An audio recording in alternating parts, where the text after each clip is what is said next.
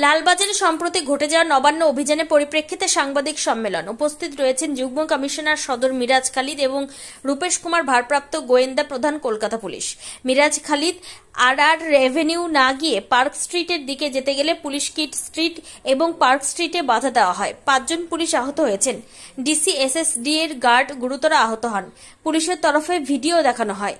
অভয়ার মা আহত হয়েছে, সেটা দুঃখজনক, কিন্তু এখনো পর্যন্ত যত ভিডিও ফুটেজ অ্যানালিসিস করা হয়েছে তাতে এখনো পর্যন্ত কোথাও পাওয়া যায়নি যে অভয়ার মাকে পুলিশ ফেলে মারধর করা হচ্ছে। সংবাদ মাধ্যম এবং সাধারণ মানুষকে অনুরোধ, তাদের কাছে যদি ভিডিও থাকে তারা পুলিশের সঙ্গে যোগাযোগ করতে পারেন। অভয়ার মা আহত হবার অভিযোগ নিউ মার্কেট থানায় এসেছে। অভয়ার মা কিভাবে আহত হলেন তা খতিয়ে দেখা হচ্ছে। রূপেশ কুমার 6টা কেস করেছে পুলিশ, এখনো পর্যন্ত 6 জনকে নোটিশ করা হয়েছে।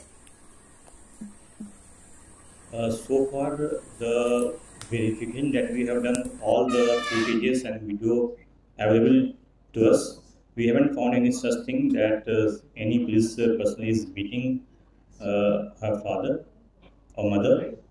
But the investigation is still going on.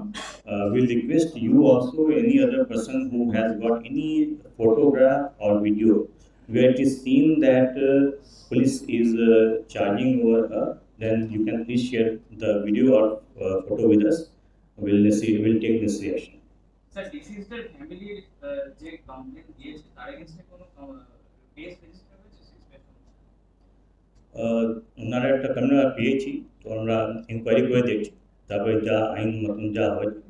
Sir একটা কোশ্চেন, ওনারা শেক্সপিয়ার শো এখানে কমপ্লেইন করতে গেছিলেন, ডিসিজের বাড়ির লোক ওভার টেলিফোন ওরা কথা বলেছেন, মেল করার জন্য বলেছিলেন, তখন শেক্সপিয়ার শোটি বলেছে place of occurrence new market PS, তো ওরা নিউ মার্কেট পিএস এর সঙ্গে যোগাযোগ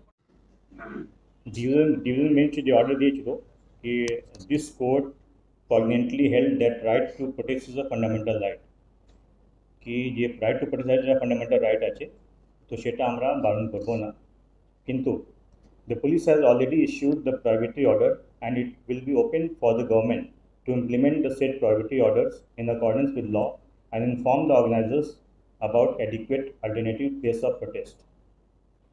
তো মাননীয় কোর্ট বললেন কি এটা তো প্রোটেস্টের অধিকার আছে, ওরা প্রোটেস্ট করতেই পারেন, কিন্তু যেহেতু নবান্না আছে কাছে যেখানে প্রহিবিটরি অর্ডার্স আগে থেকেই আছে, 144 টু 160 বিএনএসএস আছে, তো ওখানে গভর্নমেন্ট ইমপ্লিমেন্ট করতেই পারে। ওদেরকে যদি প্রোটেস্ট যারা তাদেরকে একটা অন্য কোনো জায়গা দেওয়া হয়।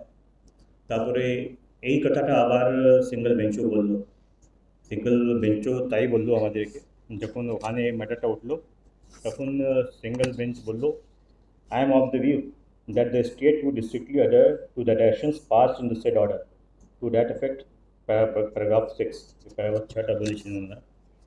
তো ফলে পুলিশ একটা নির্দিষ্ট জায়গা দিয়ে দিল ওদেরকে, একটা হলো কি সান্তাগাছি যেটা আছে, হাওড়া সান্তাগাছিতে করতে পারে, ও কলকাতা পুলিশ এলাকায় যে আর ভেন্যু আছে রানীরাস ভেন্যু, ওখানে ওরা প্রোটেস্টাররা প্রোটেস্ট করতে পারে, যারা এই কর্মসূচিতে যোগদান দিয়েছে ওখানে এসে প্রোটেস্ট করতে পারে। তো যেহেতু আমাদের কেউ এই প্রোগ্রামে যে অ্যাপ্লাই করেনি, তো সেটা আমরা কাকে বলতাম, সেটা একটা প্রেস ব্রিফিং করা হলো নবান্নাতে, আর সবাইকে জানিয়ে দেওয়া হলো কি যদি এই কর্মসূচি নবান্না চলো করতে হয় তাহলে একটা নির্দিষ্ট জায়গা করে দেওয়া হয়েছে, আইদার সান্তাগাছি বা রানী রাসমণি অ্যাভিনিউ কলকাতাতে লোকরা এসে প্রতিবাদ কর্মসূচিতে ওরা পালন করতে পারে। তো যাই হোক, এটা সবাইকে বললো, সমাজ মাধ্যমে আমরা বলে দিলাম। তারপরে 9 তারিখে ওখানে সেইভাবে আমরা পুলিশ অ্যাডমিট করে দিলাম। 9 তারিখে কিছু কিছু লোক ওখানে আসতে স্টার্ট করলো, প্রায় 1টা নাগাদ। ওখানে কিছু হয়তো 350, 400, 500 লোক ছিল, 500 মতন লোক হবে। তো ওরা ওখানে যা প্রোগ্রাম করছিল, হঠাৎ করে যারা প্রোটেস্টার ছিল তারা আর না গিয়ে, যেটা ওনাকে দেওয়া হয়েছিল সেটা না গিয়ে ডোইনা এসে তারপরে সাউথওয়ার্ড দিকে স্টার্ট করে দিল মিছিল, সাউথওয়ার্ড চরঙ্গি রোড হয়ে পাশের দিকে। তখন আমাদের পুলিশ যে ওখানে ছিল ওদেরকে বললো কি আপনাদের তো নির্দিষ্ট জায়গায় দেওয়া হয়েছে, তো ওখানে সেটা আপনার এখানে কেন যাচ্ছেন, কিন্তু ওরা মানেনি, ওরা ওদিকে পাশের থেকে মুভ করলো। তাহলে কিড স্ট্রিট কাছে আমাদের যে পুলিশ ডিপার্টমেন্ট ছিল ওখানে ওদেরকে একটা আটকানোর চেষ্টা করলো কি ভাই পুরো ট্রাফিক টাইম পড়ে যাচ্ছে, আপনার থেমে যান, কিন্তু তখন কেউ কথা শুনেনি।